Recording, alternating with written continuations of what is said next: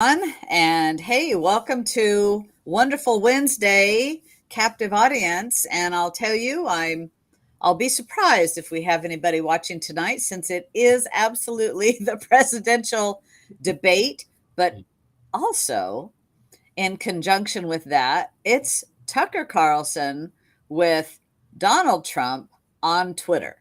It, So it might be just me and you talking to it each might just be me and you, but you know what? Our fans and our audience will can always watch us later, right? other. That is true. That is true. And Yeah. Sunny, you're entertaining to me, so it works. Oh, Don. Oh, Don.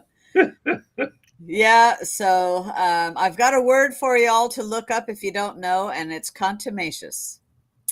So tonight I am contumacious Sunny, and I will tell you, my family would say, yeah.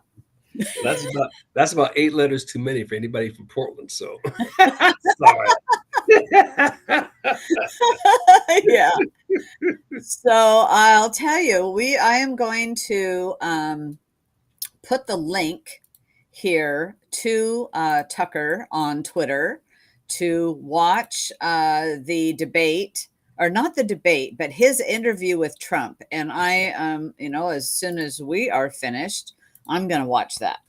That's And you've got to have a Twitter account, to watch it. And well, no, maybe you don't. You might not have to have a Twitter account to watch it, okay. but you definitely, in order to comment or like or anything or Mhm. share it, you have to have a Twitter account. Mhm. And I'll tell you, it's interesting what I heard today about the whole. Here you have, was it Larry Elder? Was that Larry Elder that was going, I'm going to sue the RNC for not letting me get on the debate stage? And then we have another person who I never heard of. He had some accident playing basketball and was in the hospital, so he wasn't sure. He got out of the hospital, but he wasn't sure if he's going to be able to get on the debate stage. Mhm. And and Chris Christie, oh my word, Chris Christie's trying to make a point here. Mhm. He thinks it's going to be him and Vivek Ramaswamy, and I've got news for you. It isn't going to. Chris Christie, you're not going to be in there anything. I don't see him gaining any points. He's a lot of hot air. Yeah. Yeah. I don't see how anybody takes him credible given what he did. So, right, I hear you.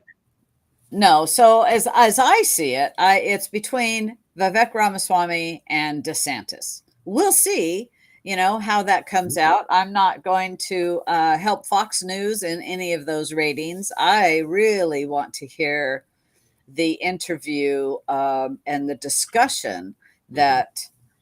that Tucker is having with Donald Trump. And absolutely, and here's the truth of the matter. Um, Debates are played out. I mean, they're pretty useless. First of all, you get these moderators who are absolutely atrocious. So they have their perspective that they want to push. So as a consumer of this stuff, they're pretty useless. It's just a bunch of people calling each other names. It's just I don't see how anybody makes a decision based on. I haven't seen a decent debate, and I don't even care if I like the candidate. The debate format doesn't get you anything. It would make much better sense to have a format where you had a fair and balanced, which is hard to get, a fair and balanced moderator, or not a moderator, but an interviewer, who literally just asked a series of questions of each candidate, and the same questions of each candidate. Right. It would make a whole lot better sense. Then, as a consumer or as a citizen, you can make an informed decision. I don't think I don't think a candidate should, I think it's useless. Just toss the whole format out. It's a pretty useless format anyway. So I think you learn a lot more from, for example, this conference. Same with like RFK, Robert Kennedy Jr.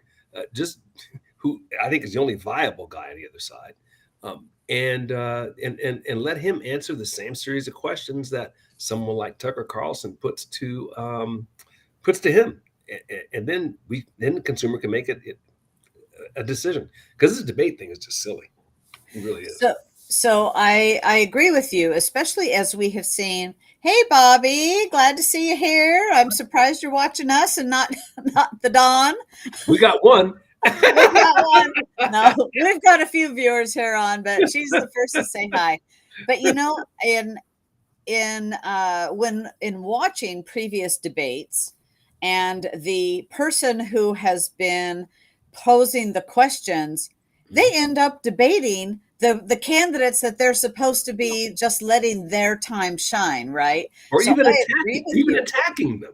They are, and attacking them. Uh, So, as a county chair, I have had candidate forums over here. And actually, what you described is exactly what I do. And I try to, because let's say, for example, we've got county commissioners mhm, running for office.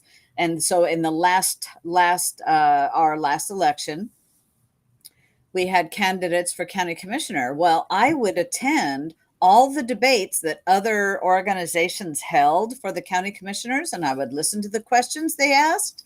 I would listen to their answers. mhm, And then when it came that we're having one, I would prepare some questions. It all depends on how many candidates you have. I've done it when we've had, from three up to six or seven candidates for same candidates for a position. And I mhm, ask the same question and they all get time to answer it. And sometimes they don't get much time mhm, because, you want to move the thing along, mhm, but you get to see the flavor of the candidate. It's the best way to it's not apples and oranges. Everybody gets the same question, so that you're getting to learn about the candidate and how they're gonna how what their ideas are or whatever relating to it.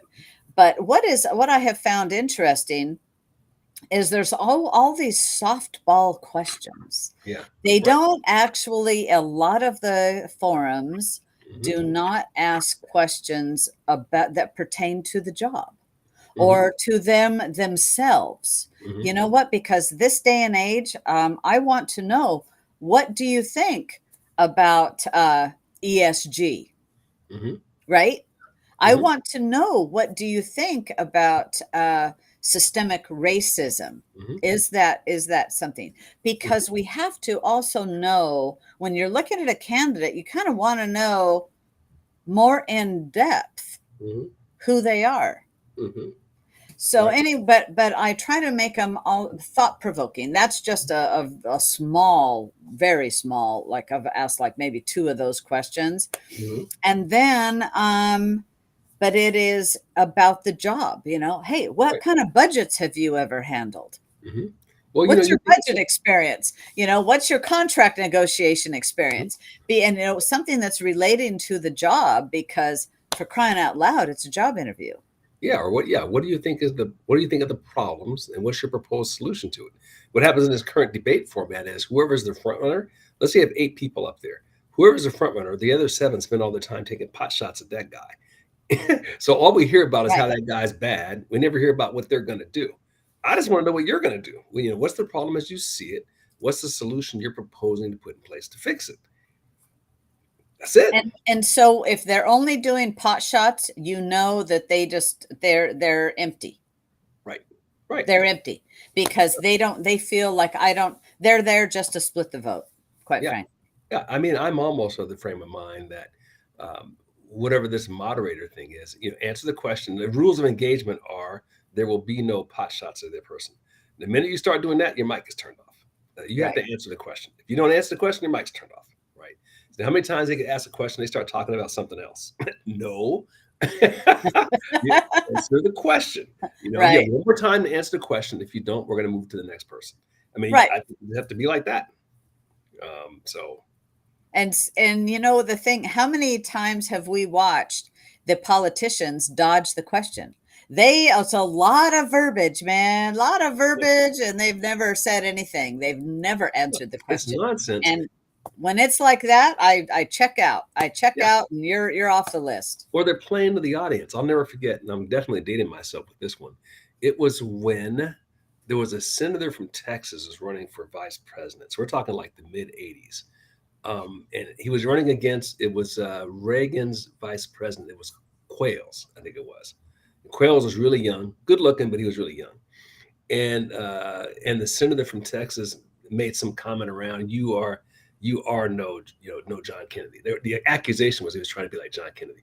And he turns to him and says, "You are no John Kennedy." And the crowd goes wild and all this. I'm thinking to myself, and I'm only like 25 at the time. I'm thinking about, you're basing a decision on something. He made a cool, pithy attack. That's the kind of stuff we used to do in grade school. So what? You got Right. a good gotcha comment in there. Yeah. It was Lloyd Benson. I never forgot that. It was one of my first presidential debates where I was really paying attention. And I thought, people are taking that seriously? I mean, that's the kind of stuff we did in grade school. Just Right. calling each other names, and whoever got the cool shot in, ooh, he got you.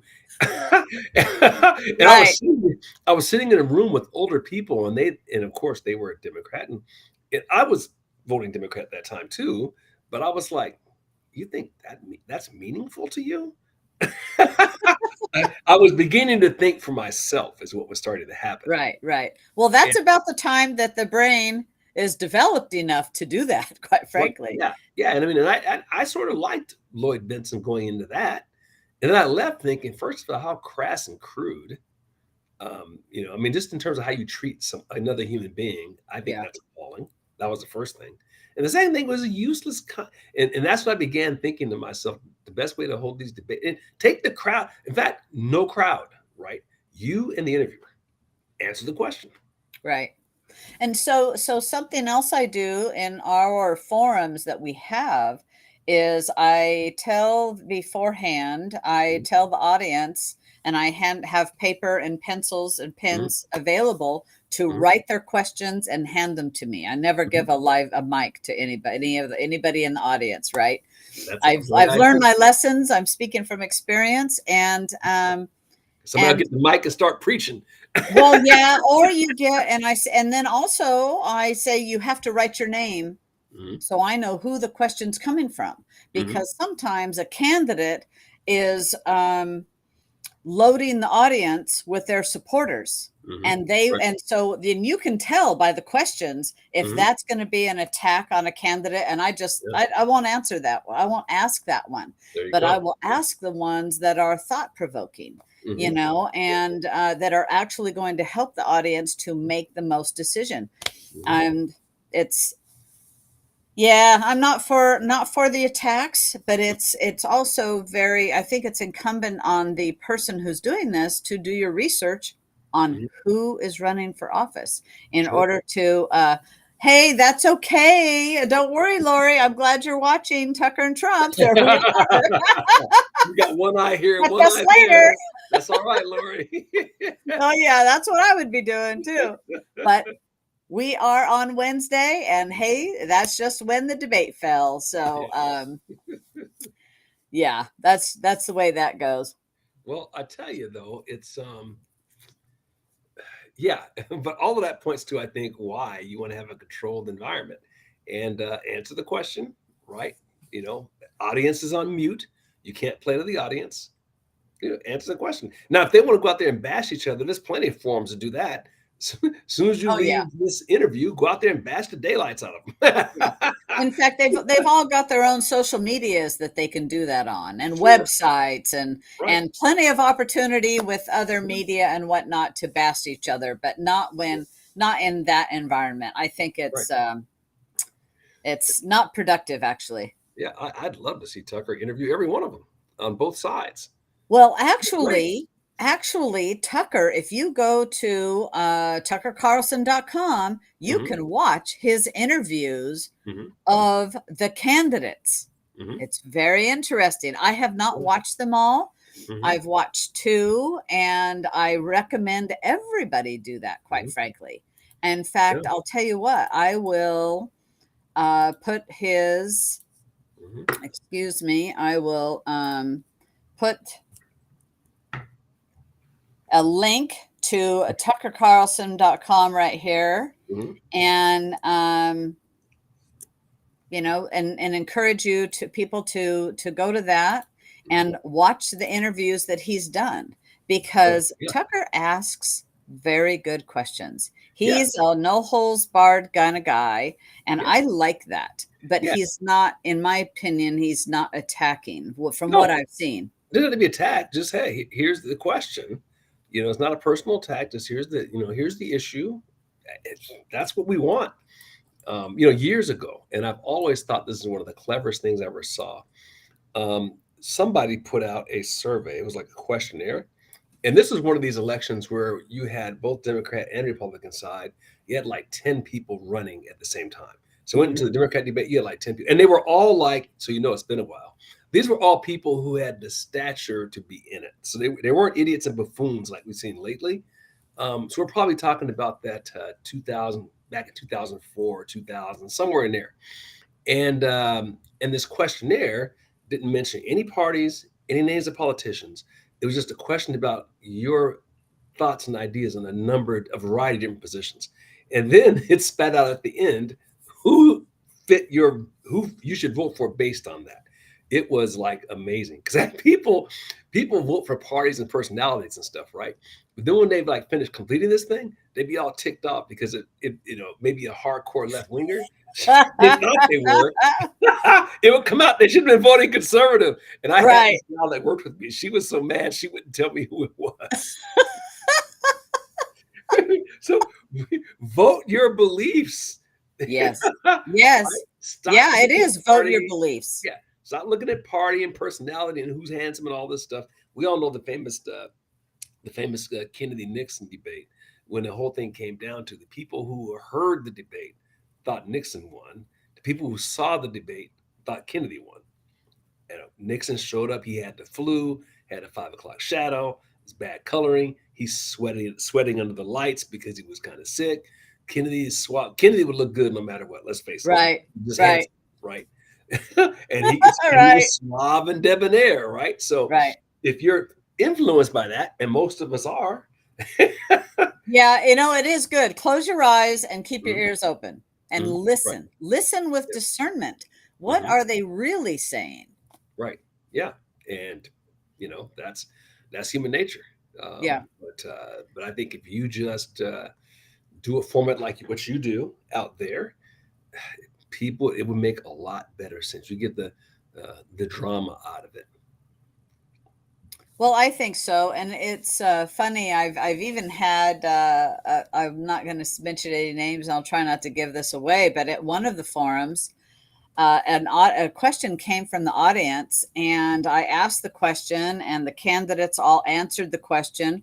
I thought truthfully, Hmm. and then on this particular candidate's social media page, they posted about 2 days later Hmm. something 180 degrees opposite of what they had just said Hmm. in the forum. And so people that had not heard that answer would think that's how that person, something that person really had done, Hmm. when in actuality it was a lie. Yeah, And yeah. the truth was told on the stage Hmm. because the candidate actually explained a lot on the stage, Hmm. in their answer. Hmm. And I went, wow, that's interesting, because I think that candidate thought that they lost ground in front of the audience. And if Hmm. they put it on social media, it would gain ground. Hmm. Yeah, yeah. Something that wasn't true. Hmm. Sure, yeah, and You that's know, it's, well, yeah. it is what it is. You know. Well, it is, and you just never know. You have to listen, really listen with a discerning ear, and pay attention to the details Hmm. of what is said, because it is important what is said. Hmm. Well, the other big news today is the all of the people that have been indicted with Trump turning themselves in. So Hmm. we have Rudy Giuliani and Jenna Ellis, and we had what's her name? I saw like five mugshots. A couple of them are attorneys for Trump. Well, the story that I just posted is from PJ Media, and one of the attorneys went Trump's attorney when he surrendered to the Georgia DA. He Before he surrendered, he gave a scathing lecture on the Constitution, and it was John Eastman. Hmm. And this is, I'll tell you, we're in a dangerous time in our country with this A, election interference, B, the lawfare, and our judicial system being weaponized, going after political opponents, going after those that are defending or have as clients people that are conservative or people of well, frankly, the opponent of the Democrats, Well, but yet there should be no the scales of justice should be blind, and that's not what we have right now. well, this is a direct attack on every American citizen because if they can do that to them, they can do that to you. If you disagree with something that they think or want to believe, then they'll just like basically put a lawsuit on you and put you in jail. Hey, Hitler and Stalin discovered this years ago, except they would just shoot their political opponents. In some cases, running through like a fake trial first and then shoot them. And this, you think to yourself, this could never happen in the United States. Well, the left is proving that it absolutely is happening in the United States. I mean, look at what they've done to those folks that got arrested for the alleged insurrection. I mean, they're being held without trial for how long now? Two and a half, Yes. 3 years. I mean, Yeah. it's like it's just you can't believe it. And Um, they're not being held in real humane conditions either. no. It's I saw a picture recently on social media of a guy that is basically in the space of a closet with a light on, has a small, like a thin little air mattress Hmm. and a bucket Hmm. and a light on 24 hours a day, no blanket, no sheets, no pillow. Yeah, how is that possible? That is inhumane.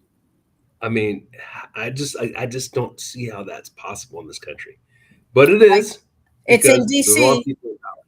Right. It's in Yep. It's DC, and that's mhm. And this and goes back to the argument I'll always make.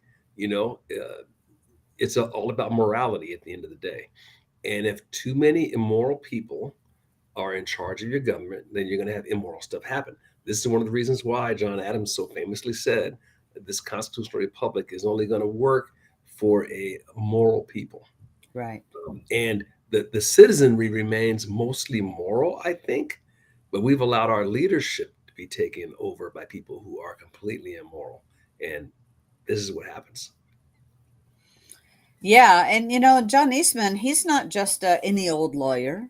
He is an esteemed professor of law, former U.S. Supreme Court clerk, Hmm. advocate, constitutional law expert, Hmm. and dean of Fowler School of Law at Chapman University in Orange County. Yeah. It says this article, he's a man of letters, a teacher, a debater, a serious constitutional thinker, and a generous donor of his time to causes he Mhm. believes needs his expertise. And, This is banana. and so his crime is that he gave some advice. Hmm. He gave President Donald Trump the same advice the left had previously tried, Hmm. but with it now conveniently disagrees with, Hmm. and he was indicted for regarding the other electors. Hmm. See, the objective here is to scare anybody else from speaking their mind. That's It the is. objective. The cases are completely empty. Um, and that's where it is. And of course, take to tank Trump enough that people won't vote for him. I mean, that's the whole goal. Every banana republic politician does this sort of thing. Yeah. They just put their opposition in jail if they don't just out and out kill them. Um, and that's what we got going on here. I think the majority of the electorate gets this. I mean, I don't think it's going to hurt Trump one iota. To be honest, it probably helps them. Yeah, I don't think it is, and I have a feeling that tonight Fox News ratings are not going to be as good as they hoped for. And I think Twitter is going to be where it's at.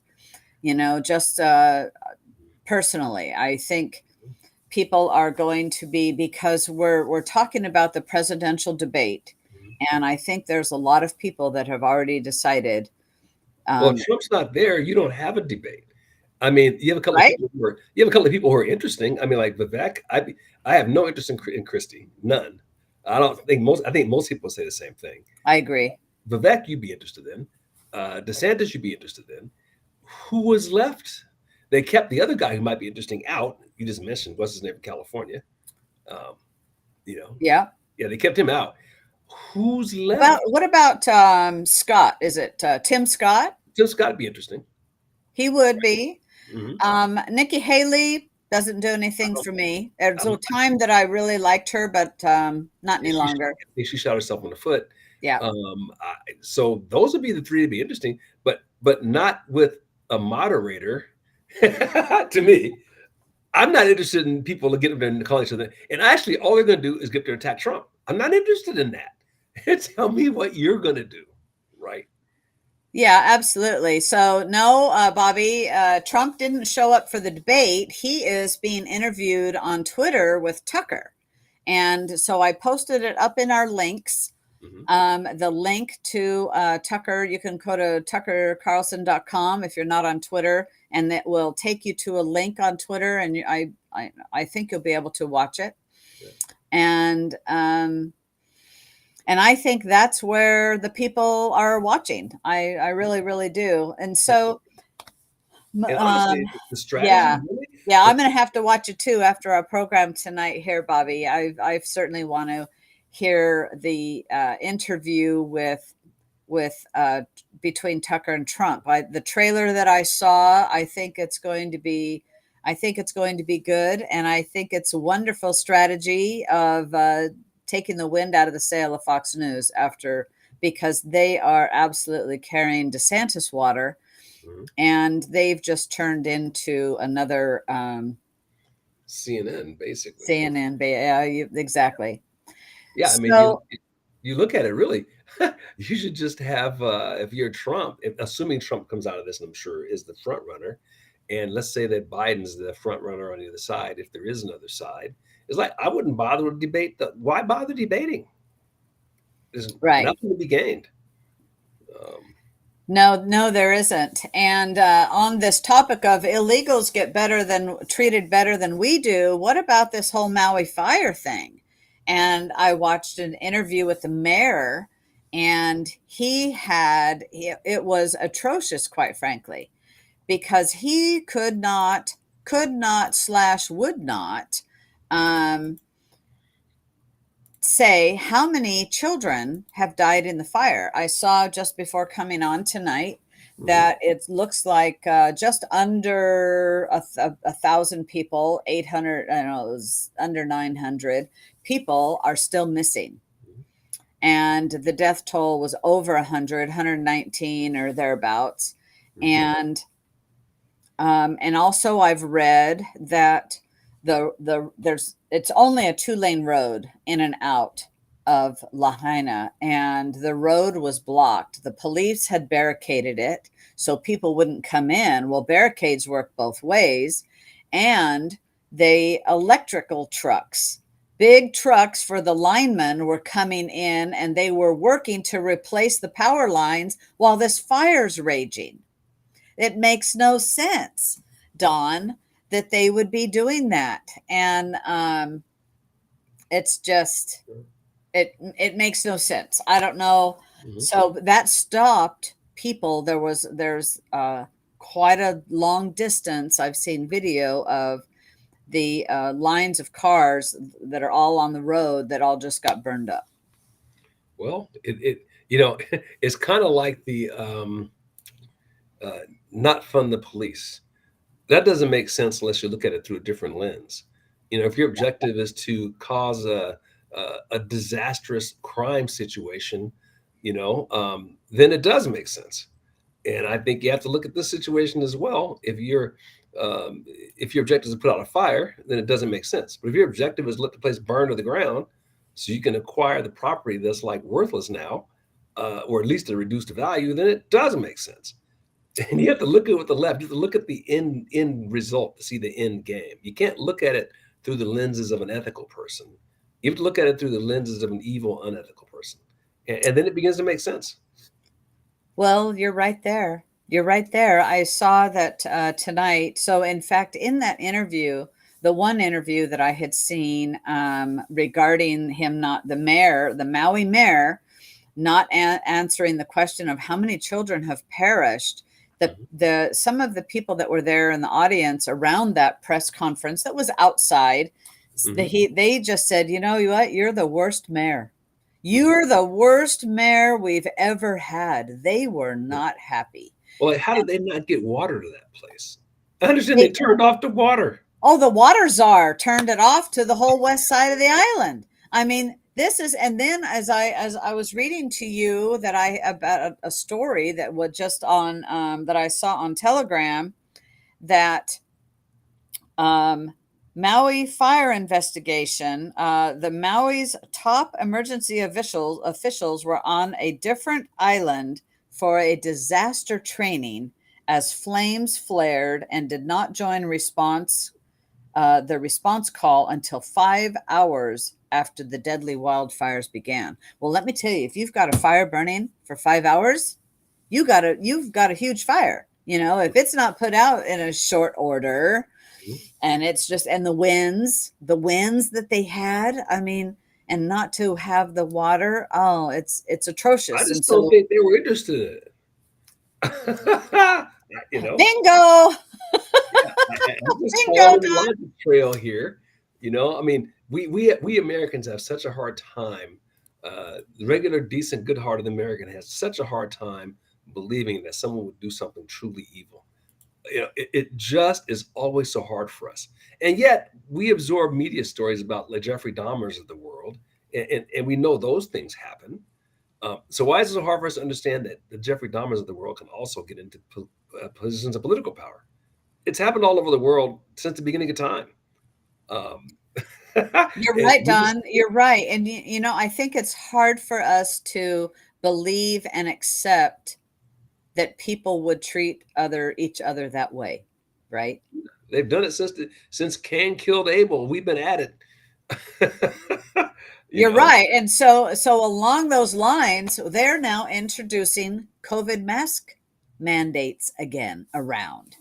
Mhm. Sure. So the second wave of that is coming, Mhm.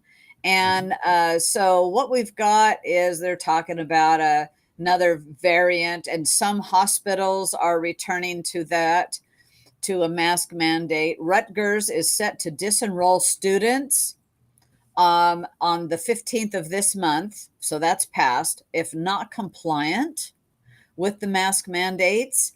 And I'll tell you what we know today, masks, first of all, and then they're going, but we don't need to. Kids that are two and to about 8, they don't need to wear one. Well, you know what?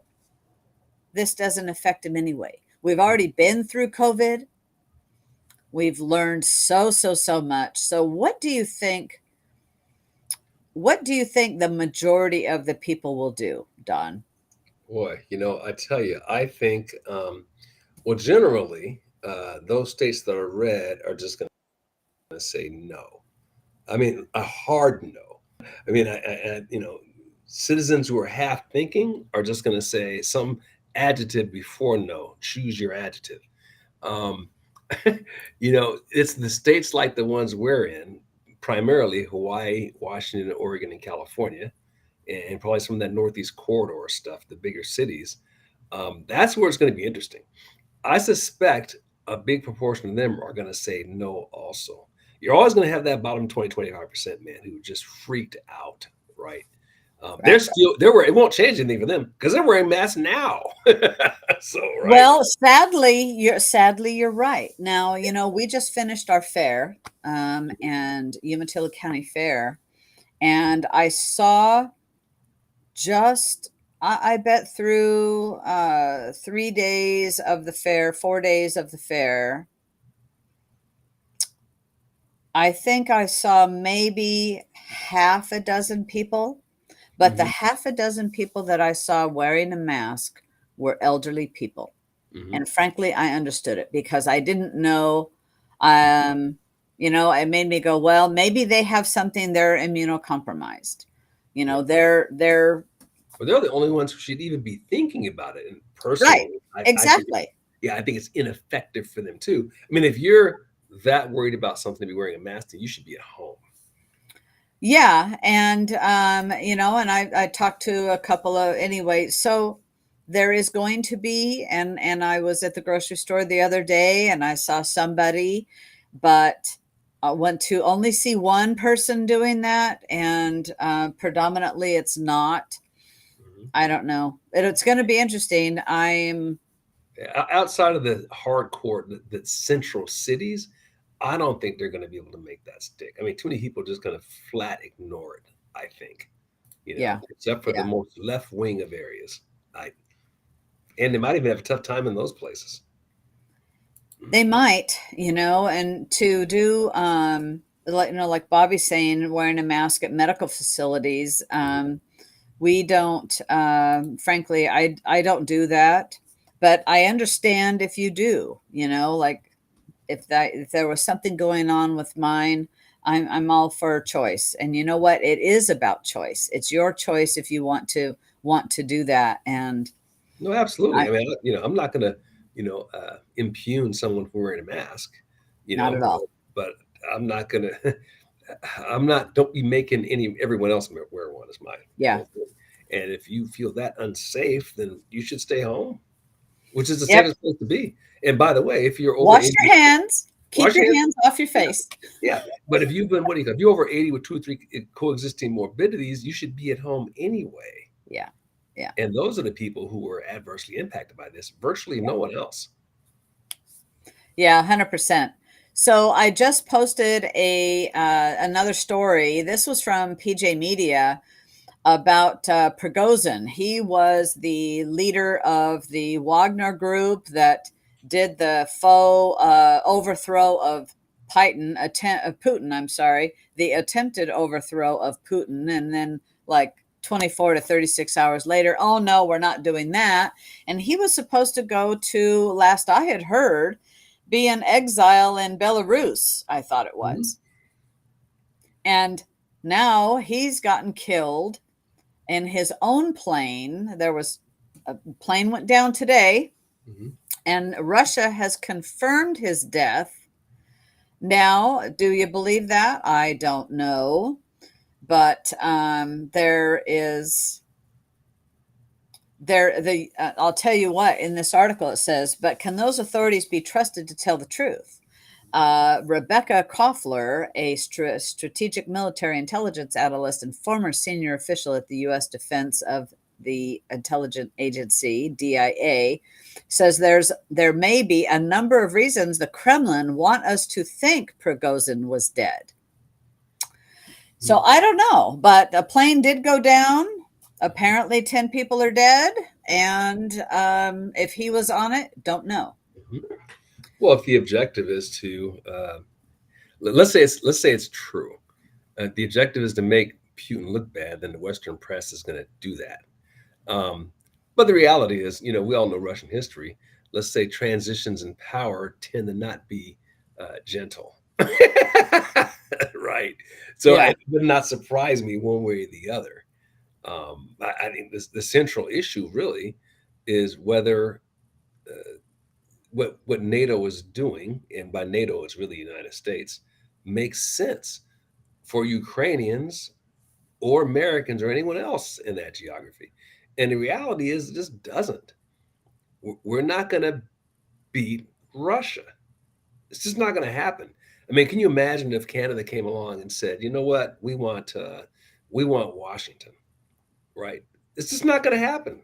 We're Right. not giving it up. That's what essentially NATO is saying to Russia, and Putin told them, you go, you do that. That's one step too far. We did it anyway, and he's not going to let that happen. The Russians aren't going to let that happen. I don't care how much money you spend. Right. Right. And I did see that this plane was actually in flames, as it was Hmm. a plane. I'm going to Right. say, I have no idea, but it was a video that they purported was that plane, Hmm. and it was in flames, and it was, nose down. Saw a Yeah. couple of tumbles, and then it was basically nose down, Yeah. um, going to the ground. And Mhm. nobody survived that. And there Yeah. was, and so we'll see as more comes out of this. So because it was in flames, they had said that they think it was actually shot down. Hmm. We'll learn more, maybe. Entirely possible. Entirely possible. Yeah, it is. And then also, Putin let go one of his generals, Hmm. actually, Sergei Surovikin. Hmm. I'm probably slaughtering that name, but that's good enough. And that's my guess, Surovikin. Well, if he got dismissed without getting killed, he should be happy. I mean, that's Right, normally what but happens. getting killed might come a little bit later, I don't know, because quite frankly, I was surprised that Prigozhin was Mhm. still alive Mhm. after Yeah, what happened, you know, after all, look, Putin was the head of the KGB, so right? He right, was not you know, just in the KGB, he was the no, head of it. he was ahead of it. And remember, they poisoned that. It was like a British national on British soil with Yes. uranium or something that only a government could have. That's Yep. pretty bodacious, right? So he's fully capable of doing that kind of stuff. But see, none of this is shocking to anyone. I mean, to sit here and call names, that's like, getting mad at a giraffe because his neck is long, right? You know that. Which circles back to, why are we trying to get these guys in the NATO when we don't have the power to make that happen? Not without costing a ton of Ukrainian lives. This is not helping Ukrainians. Um, and it sure as heck ain't helping Americans. We're spending a fortune on a stupid mission that's impossible to do. Are we going to send ground troops in? Are we going to really send American troops in there for that? I don't think so. No, no. No, and Bobby, I'm sorry. I'm seeing your comment there, that your husband is quite sick. Mhm. And I'm really, really sorry to hear that. And, so I'm not trying to make light about masks at all. Mhm. And that it has to be the number one choice and decision is to keep him safe. Absolutely. And doing everything you can. So you'll keep your husband in our prayers, and that's difficult, very, very difficult. Yeah, no, I'm sorry to hear that. Yeah.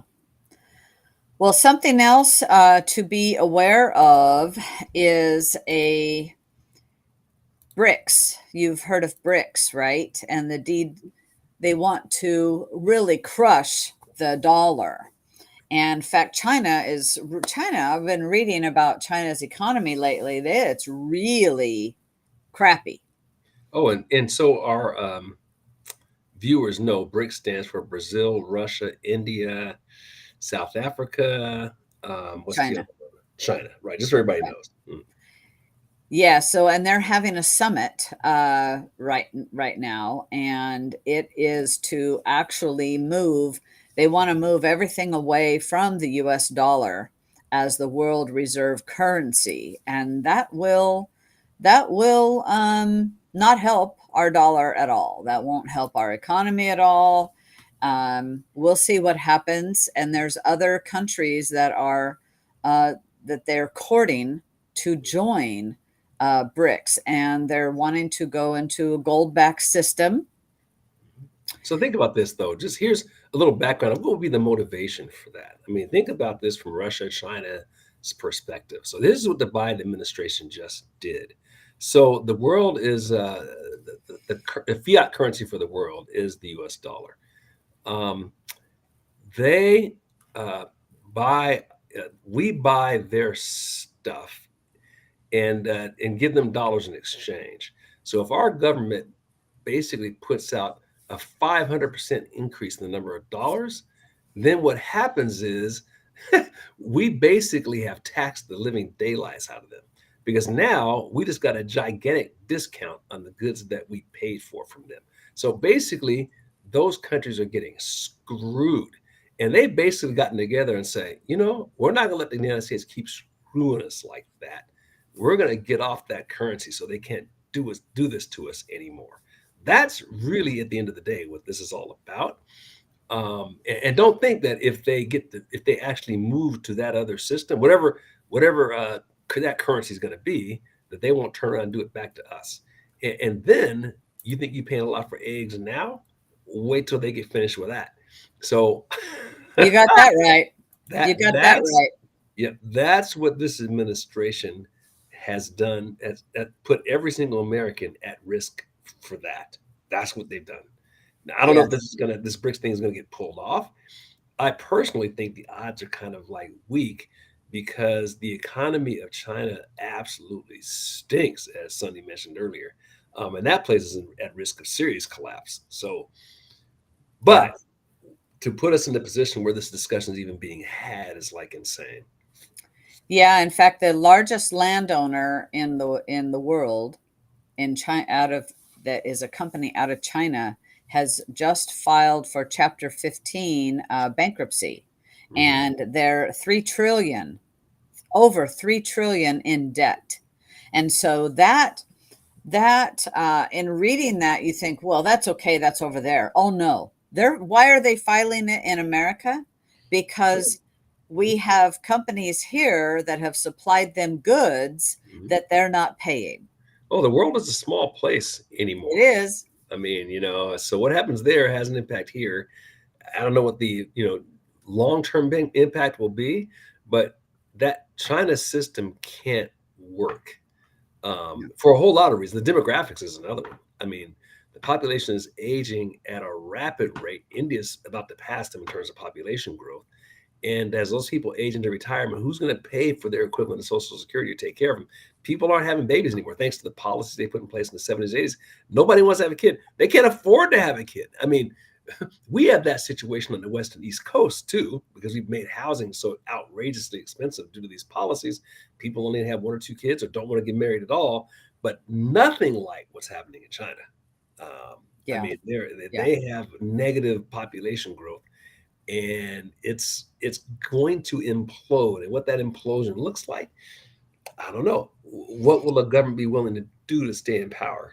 Um, Right. Right.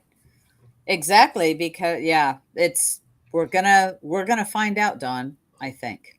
yeah, I mean, this is really getting out there. But look, you got to think like an evil person. Um, what's the solution for them? The solution for them, you got this problem. Whether you don't have enough young people or too many old people. The fastest way to fix it is kill the old people.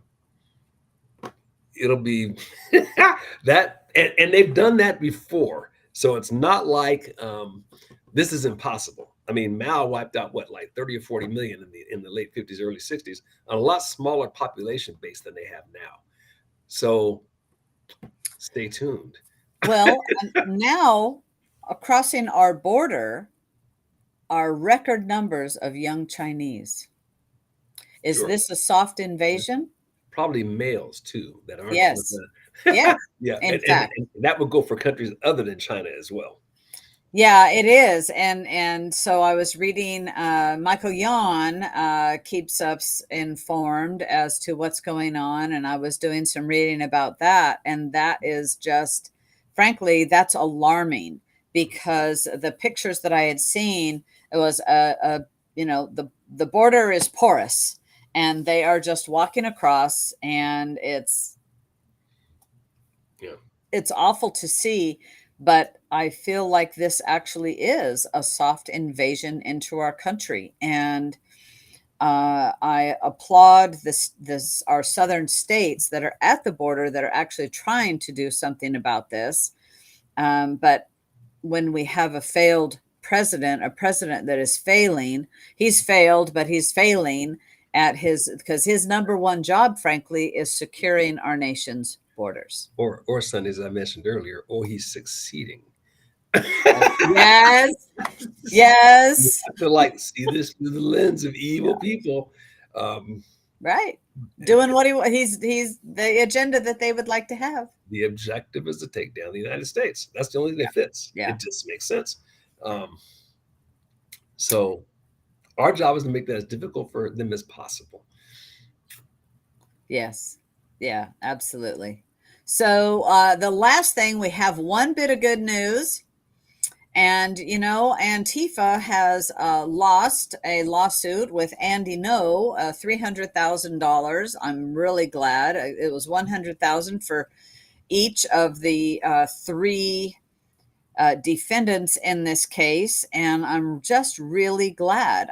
He is not going to. It's going to be very difficult for him to collect, Mhm. but it's actually, I feel like some justice was finally served there in, you know, Oh, the for point is him. made. He was hurt seriously, end up with a brain bleed. Oh no, and those people that he's that they're prosecuting, don't have a dime to their names, so because the rest of us support them.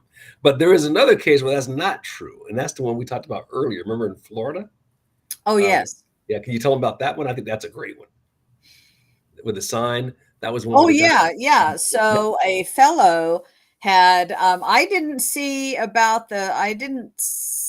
the court part, but there's a guy in Florida that Oops, looks like he she's had a frozen. Trump 2024 sign up with an American flag over it, and someone had burned the sign.